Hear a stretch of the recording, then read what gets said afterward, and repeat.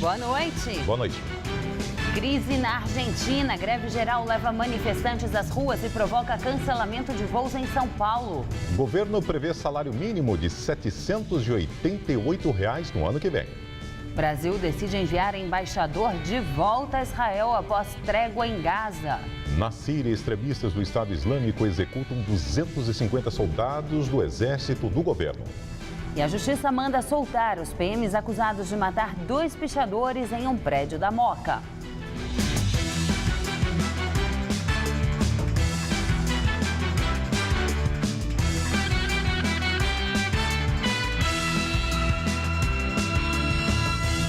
Sindicatos convocaram greve geral de 36 horas na Argentina. Durante todo o dia, as ruas da capital, Buenos Aires, ficaram tomadas por manifestantes. As paralisações foram convocadas por 3 centrais sindicais do país. Os trabalhadores protestam contra a política de ajuste econômico da presidente Cristina Kirchner, que tem causado demissões.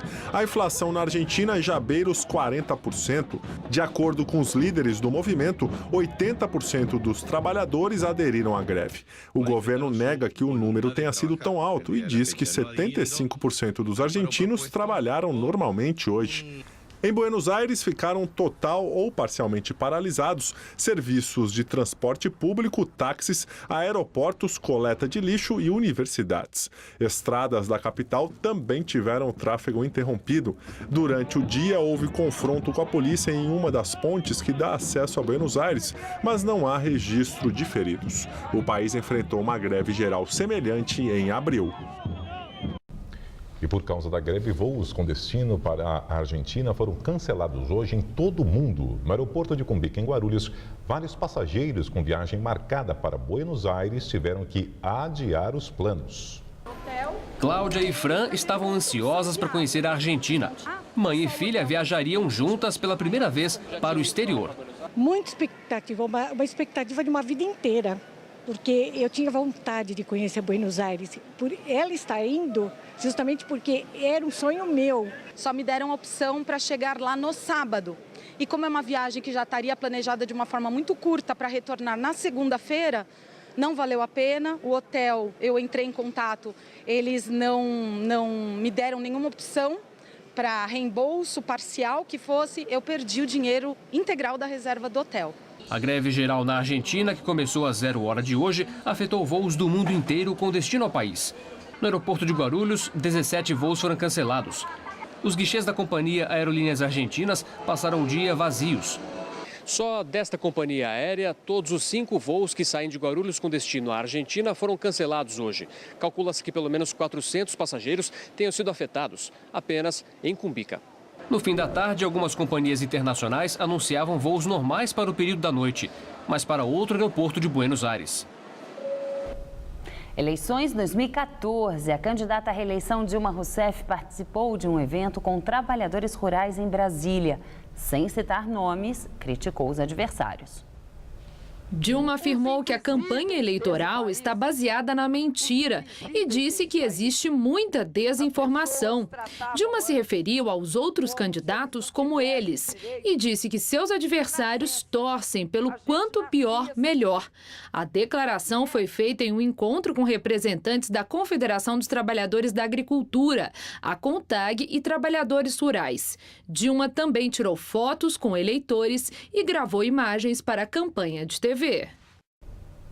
O candidato do PSDB, Aécio Neves, fez campanha em São Paulo e diz que governar o país não é para principiantes. Na manhã de hoje, Aécio fez campanha na porta de uma obra de um condomínio na Barra Funda, zona oeste da capital. Ele tomou o café da manhã, conversou com operários e depois discursou para os trabalhadores da construção civil e representantes da categoria.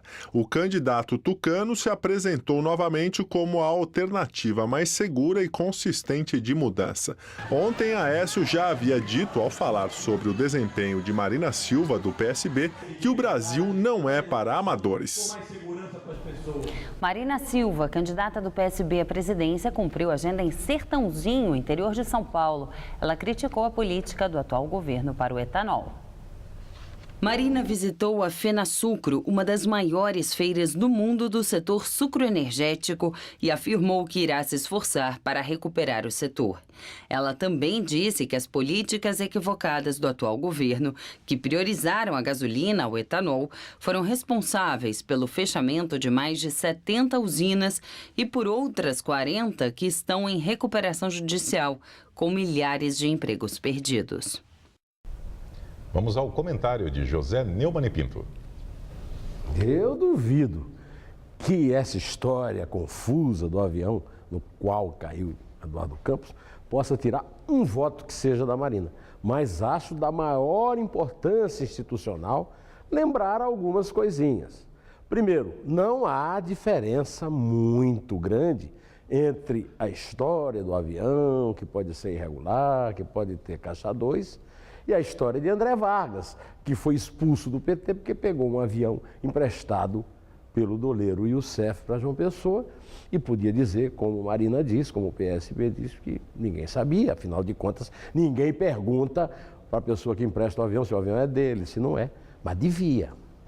O que acontece é que há um certo a lei no Brasil, principalmente com pessoas muito importantes, candidatos a presidente da República. Essas pessoas é que deviam prestar mais atenção na letra da lei. Essas pessoas ocupam cargos importantes, e até o mais importante deles é disputado agora, que é a presidência da República, no Estado Democrático de Direito. E o Estado Democrático de Direito, o que é? É o império da lei.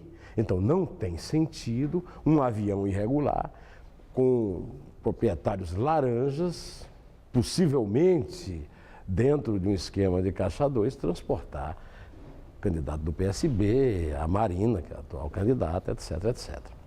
Não é também aceitável que o caixa 2 seja utilizado na campanha política só porque é uma campanha de políticos. Porque o Estado Democrático de Direito exige que todos sejam iguais perante a lei. E os candidatos a presidente não são melhores do que os outros cidadãos, ao contrário. Eles têm que ser mais vigilantes. Portanto, mesmo que não traga prejuízo eleitoral, o episódio é grave, porque mostra que na política brasileira são exatamente os mais poderosos, os que disputam os cargos mais importantes, que não ligam a mínima para a lei. A lei é que é o verdadeiro império e que eles deviam prestar mais atenção, e nós também. Bom, de qualquer maneira, meus amigos, direto ao assunto, voltarei terça-feira. Até lá. O Tribunal Regional Eleitoral indeferiu o pedido de registro de candidatura de Soninha Francini, do PPS. Por maioria, o plenário do TRE entendeu que Soninha se enquadra na causa de inelegibilidade prevista na lei da ficha limpa. Ela foi diretora técnica da Superintendência do Trabalho Artesanal nas Comunidades, a SUTACO, que teve as contas relativas a 2011 rejeitadas pelo Tribunal de Contas do Estado de São Paulo. A lei prevê que ficam inelegíveis os que tiveram as contas relativas ao exercício de cargos ou funções públicas rejeitadas por irregularidade. Soninha pode contestar a decisão no Tribunal Superior Eleitoral, o TSE. A seguir, a Justiça manda soltar os policiais presos pela morte de 2 pichadores em um prédio na Moca. E a execução de 250 soldados do exército do governo sírio. Vídeo divulgado pelos jihadistas mostra o assassinato dos militares capturados depois da tomada de uma base aérea no norte do país. O governo federal prevê novo reajuste do salário mínimo para o ano que vem. Se aprovado, o salário mínimo passará de R$ 724 para R$ 788,06. O novo valor passaria a valer a partir de janeiro do ano que vem. O valor consta no projeto da lei orçamentária entregue hoje pela ministra do Planejamento, Miriam Belchior, ao presidente do Senado, Renan Calheiros. Depois de entregue ao Congresso, o projeto passa pela análise da Câmara e do Senado e pode sofrer alterações antes de ser aprovado. A Justiça Militar determinou soltar os 4 policiais militares envolvidos na morte de 2 pichadores em um prédio da Moca, na Zona Leste, no final de julho. Segundo a versão dos policiais, eles reagiram aos tiros disparados pelos 2 pichadores, Alex Dallavecchia Costa e Ailton dos Santos. No entanto, de acordo com parentes e amigos das vítimas, eles haviam comunicado que subiriam no prédio em que foram mortos apenas para pichar. A corregedoria chegou a dizer que houve conduta irregular dos PMs, que demoraram para avisar a central sobre o suposto confronto. Na Síria, extremistas do Estado Islâmico executaram 250 soldados do exército do governo. O vídeo divulgado pelos jihadistas mostra o assassinato dos militares capturados depois da tomada da base aérea de Raqqa, norte do país, que aconteceu neste final de semana. O grupo intensificou as ofensivas no Iraque e na Síria nas últimas semanas e já forçou mais de 500 mil de pessoas a fugirem. De acordo com o Conselho de Segurança da ONU, o conflito com os militantes do Estado Islâmico, somado à guerra civil, caracteriza a atual situação da Síria como a pior da história do país. E o embaixador brasileiro em Israel, Henrique Sardinha Pinto, deve voltar a Tel Aviv até o final desta semana. O retorno foi determinado depois do acordo de cessar-fogo permanente entre Israel e o Hamas. O embaixador Sardinha Pinto estava no Brasil desde o final de julho, quando foi chamado pelo Itamaraty para consultas, quando Brasília classificou os ataques israelenses em Gaza como desproporcionais, o que causou um atrito diplomático entre os dois países. A quinta-feira foi de temperaturas baixas em toda a faixa leste paulista, inclusive na capital. Segundo os meteorologistas, o frio continua nos próximos dias e só deve esquentar a partir de domingo. Mariana Armentano traz os detalhes da previsão.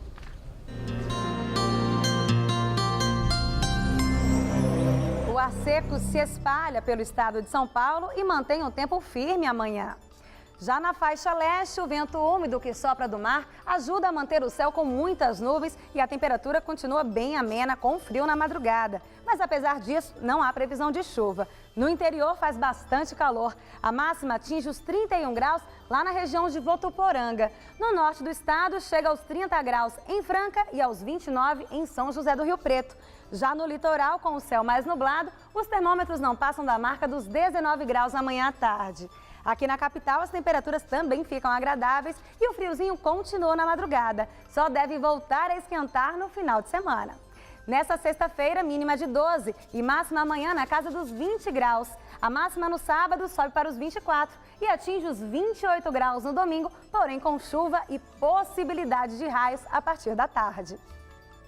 A edição das 10 do Jornal da Gazeta termina aqui. Boa noite. Fique agora com o Rony Fon no Todo Seu. Uma ótima noite para você e até amanhã.